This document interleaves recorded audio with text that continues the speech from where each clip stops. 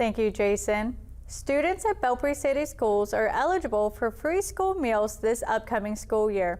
Thomas Chase spoke with Superintendent Jeffrey Greenlee about the new program. Belpre City Schools announced Thursday that students will be provided with no-cost meals at both breakfast and lunch this upcoming school year.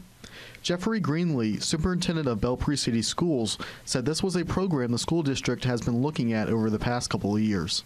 We're thrilled. So this year we received a call from the Ohio Department of Education and Workforce that we have qualified for the community eligibility provision. This is a provision through the USDA that will allow us to offer all students no-cost meals at both breakfast and lunch on campus this year. And this was the year where finally the numbers were in a point where, the school district could opt into the program and have the funding necessary to take care of it. Greenlee said that there is no paperwork needed for this program as all students are qualified to receive free meals.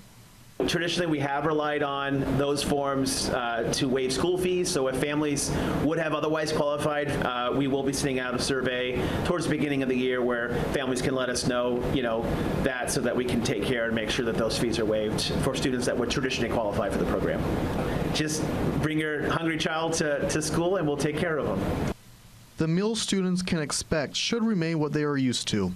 As volume goes up, it's possible we may be able to offer some additional options just because, as you have more mouths, that might allow us to do a little bit more with the demand there. But it will generally be the same type of reimbursable meal through the National School Food Lunch Program that we've enjoyed in previous years.